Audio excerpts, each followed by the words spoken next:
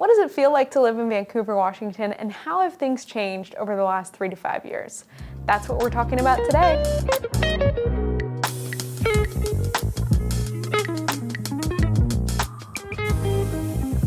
Hey, welcome back to the Living in Vancouver and Camas, Washington YouTube channel. I'm your host, Hannah Dubyne, and I'm glad that you're here today because we're talking about how things have changed in Clark County, Washington over the last couple of years. This is a question I've been getting quite a bit recently, so I thought I'd make a video on the topic about how life in Clark County has changed over the last couple of years. Obviously, we had COVID, which impacted the world and all of that crazy stuff, so that was in there. You guys know that I like to do, I think they call it listicles, but I like to do like 5 or 7. So I'm doing my top 5 categories with you guys today of what has changed or not changed here in Clark County. All right, first topic I want to talk about is one that I get asked about quite a bit, which is important if you're going to move here, and that is homelessness. We know that homelessness issues have been on the rise across the country, and unfortunately in the last 3 to 5 years, I would say they've gotten worse here as well. If you watch the news, you may have seen that Portland was just in it all the time for all of their problems. They got a lot more problems over there than we do, okay? I'm just gonna tell you straight up, we are doing a lot better over here. However, I think there are more people that are out on the streets today than there were 5 years ago. I do see some good improvements in the community.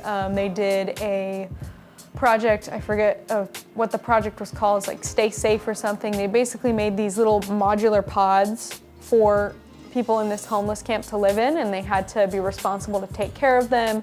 And the goal is that they're eventually moved out into an apartment. So they cleaned up a homeless camp and did that. I think that looks really nice. They're gonna continue to do that.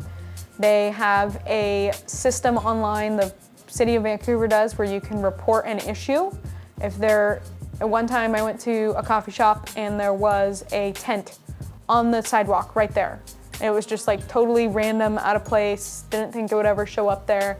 I reported it, they took care of the situation, and they have been going through and cleaning things up. So I pray that our local leaders can continue to be empowered to make great changes for us. And also, of course, help the people that are out there. We have to remember that they're human beings too, and they are probably going through the toughest time of their entire life. Next thing I get asked about all the time is the weather.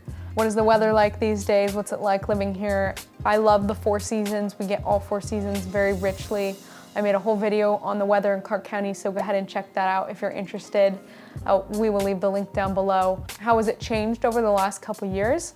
I would say it's gotten hotter in the summers. We've started to have some summers where we're hitting a week where it's 110 degrees. Granted, that's only a week or a couple days, but that temperature range never came about, 3 to 5 years ago and anything prior. It really didn't. So air conditioning is becoming more of a standard for us. Housing market. Ooh, that's my favorite one since I'm a realtor. How has the housing market changed in the last 3 to 5 years? It has changed a lot here. A lot. We were a market that was truly impacted by the movement across the country because of COVID and because of the work from home phenomenon. I help a lot of clients who work from home these days, and they are able to move out of somewhere that's a very high income area and retain their high income and move here. So housing prices have gotten significantly more expensive. I should have probably done the math before this video, but I would say compared to 5 years ago, we're probably up more than 40% in price. So for my friends on the lower end of the price spectrum, it's getting more difficult to buy a home. We also still don't have enough homes for everyone. I talk to people seriously every single day who want to move here. There are thousands of people who are interested in moving here from across the country, even from across the world. And our housing supply is just not keeping up. We are trying to build, but land is limited, and the building process takes many years, from getting the land and permitting all the way to having completed homes and giving people the keys. So looking forward, we need to build more homes, and I think that long-term prices are going to continue to appreciate here, albeit at a more reasonable rate than we saw in 2020 and 2021 and even the first part of 2022. But the main thing to keep in mind is that we don't have enough homes here. We have a diversified economy. We have lots of jobs. We have a great environment, right? We don't have wildfires. We don't have hurricanes. We don't have all these natural disasters. People are nice. Politics are more on the neutral side. We've got some red, some blue. All of these factors combined make me think there's nowhere to go but up for the most part. Next question I get asked about is cost of living. I also made a separate video all about cost of living, so check that out if you want to learn more about it. I think you know the answer to this one. How has cost of living changed in the last 3 to 5 years? Cost of living has gone up. I think you could say that for everywhere in the country, especially with rapid inflation. But yes, cost of living has gone up, especially as more high-income earners come to our area and they demand nicer amenities and nicer stores, and they bring more money to our area. The areas with the highest impact are, of course, housing, grocery, restaurant, shopping, getting clothes, getting gifts, that kind of thing. Energy bills and utilities probably have not increased as much as the other consumables, but cost of living has gone up, and I think it will probably continue to go up because it's a great place to live here. And one thing that people forget is if you move here, or if you've lived here for a long time and you think it's great, you can't just roll up the road behind you.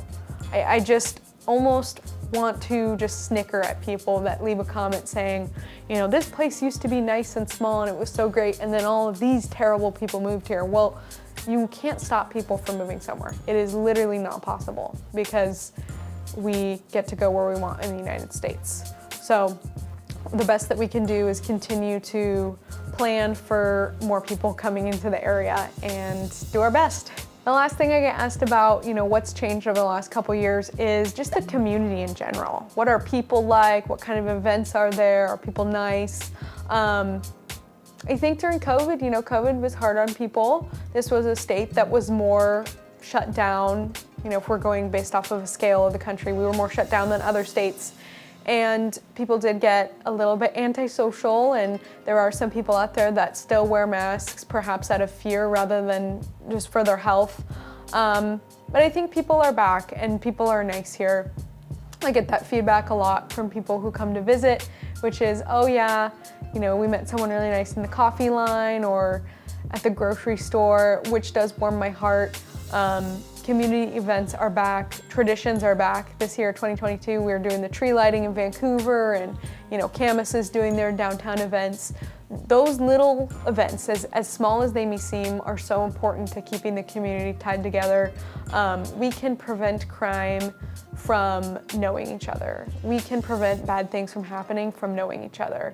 It may seem small and it's difficult to quantify in like a study or something, but that's just absolutely true. So I think the more that we can be kind to others, hold the door for them, put on events, show little acts of gratitude, the better direction we're gonna trend in. Sorry, that was kind of a tangent, but I think about that a lot. I think about, the fact that if someone's complaining about, life being hard lately, or people aren't nice, or bad stuff's happening, it's like, well, the change starts with me, not with my neighbor. My neighbor doesn't need to go change themselves first. I need to change myself first. So I think we always need to keep that in perspective. Those are the top 5 areas I wanted to talk about today, things that have changed over the last 3 to 5 years here in Clark County.